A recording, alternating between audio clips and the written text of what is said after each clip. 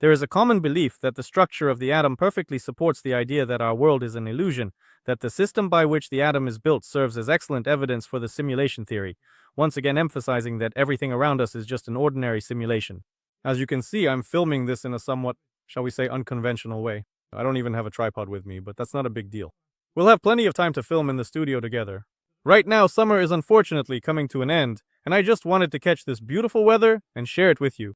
And today, as you've probably guessed, our topic is the atom as evidence for the simulation theory. And this idea itself is very widespread. For some reason, people think that the structure of the atom should be 100% proof that we are living in a computer-generated reality.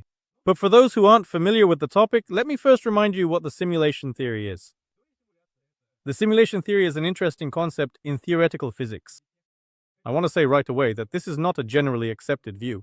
This is an opinion that is still hypothetical, based on the idea that everything happening around us is some kind of simulation of reality that you perceive. What does a simulation of reality mean? Well, you've probably played video games. You're probably familiar with how a computer renders a particular image. And from this, it's clear to you that what's happening around us can easily be compared to that. What we're used to seeing as matter might actually be the same as what we see when we look at a computer-generated image of an object, when we look at a picture drawn by a computer. Why is that? It's no surprise to say that there are things connected to energy. In fact, all processes are connected to energy. And no physical process can occur if there isn't energy for that process. That makes sense. This directly correlates with our reality as well. And there's a theory that suggests we perceive matter as a form of energy. You don't have to look far, just recall Einstein's work and the legendary equivalence of mass and energy. And again, for those who doubt that this can work, I suggest looking at how a nuclear power plant operates. There's nothing new here, and indeed mass and energy are directly interconnected. If mass and energy are interconnected, then we can assume that all matter around us is energy. Energy in a certain form and energy encoded according to a specific pattern. Here, another entity from physics comes into play, one that we don't fully understand yet, and it's called information. So it turns out that, roughly speaking, there is information that describes the how, and there is energy that describes the what. After that, there's just one step left before we can say that everything around us is some kind of simulation, some kind of computer-generated reality. And most importantly, I really like this theory because essentially, any paradoxes, any why questions, and so on, we can immediately explain correctly. But in this form, everything we've just discussed is more like a certain worldview, a philosophy, or something along those lines. But we're talking about the scientific picture of the world, and moreover, we're talking about physics, about the physical perception of reality, and about science. How does science differ from, well, just a simple worldview? The difference is that you need certain facts. You need some confirmation of one opinion or another. Ideally, this confirmation can be obtained simply by conducting some experiments. And this is where things get most complicated. This complexity in general applies to the quantum world, to quantum physics, and really to any area where puzzling questions arise. We need an experiment, but what kind of experiment can we conduct? And this is exactly where the idea comes up that the atom is a perfect illustration of the simulation theory. And it fully proves that we are living in a matrix. However, I wouldn't deny all of this because we could just close our eyes right now and then wake up somewhere else. Unfortunately, there really is a lack of scientific certainty here. So, let's get back to how the atom illustrates that we are living in a computer-generated reality. Again, supporters of this theory present a variety of arguments. We'll discuss only a few of them. And perhaps it's best to start with the fact that, essentially, an atom does not have a definite position. An atom resembles digital noise. What is digital noise? Well, let's put it this way. It's when data is displayed on a screen in a form where nothing is definite. Let me remind you that there is always something definite. It's just that when we talk about such things, we're referring to a certain kind of chaos. And in principle, what we know about the constant motion of atoms somewhat resembles this. And it's even better to look inside the atom and see the subatomic particles.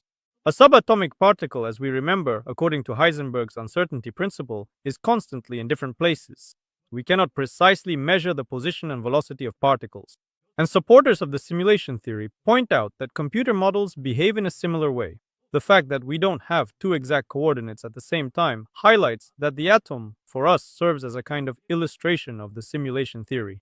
And this is the first argument they present. The second argument we have is, on the contrary, a certain discreteness. Any quantum model implies that there is no continuity.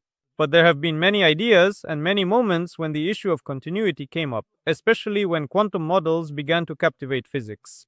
And here's the most interesting part. Any fact about the structure of the atom, if we take it, will describe exactly this strange behavior, these odd manifestations. The question is, how do we evaluate this? We can take the Pauli exclusion principle and say that two subatomic particles with the same spin cannot be in the same place because the programmatic description forbids them from behaving that way. We can take any fact we know and fit it to this theory. And it might seem like I'm now denying the simulation theory and that I'm, as they say, talking out of both sides of my mouth, even though I've always said that I like the simulation theory. Well, yes, I do like the simulation theory, but ultimately it remains a worldview. It is not a scientific theory in the direct sense.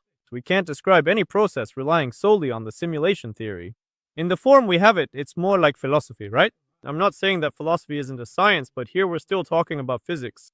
And yes, I still continue to like the simulation theory. I still continue to like the approach that this theory allows us to implement. But that absolutely doesn't mean we shouldn't look for common sense in this theory. And so it turns out that if we apply physics to this theory, then practically every fact about the structure of the atom, the structure of matter, the structure of anything at all, we can easily fit into this theory. The facts that I have just quoted for you, the facts that we have just discussed, are for the most part actually standard. And it's not necessary to choose only these facts. We can turn to any knowledge about the structure of the atom and say that it confirms the simulation theory. And if that's really the case, then any theory is valid. That's exactly why I always say that every idea is interesting, every hypothesis deserves respect and some attention.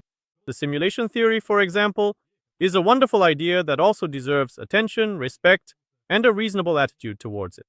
But if we can confirm it, it will become twice as interesting. So far, it turns out that the arguments related to the structure of the atom don't really provide strong support for this theory, but again, we're in a state of balance, once again in a 50-50 situation. And it turns out that, essentially, this knowledge neither confirms nor disproves the simulation theory. Actually, I've noticed an interesting thing. There's some unjustified hype that arises around such theories. And there are tons of popular science sources, popular science channels. Some of them you might have watched as well. And they literally inflate this aura of mystery surrounding the reality we live in. I'm not saying that we should deny this. I'm not saying that it's a bad thing. But still, if we're talking about popular science topics, if we're talking about popular science channels, it would be good to rely on the actual knowledge we have.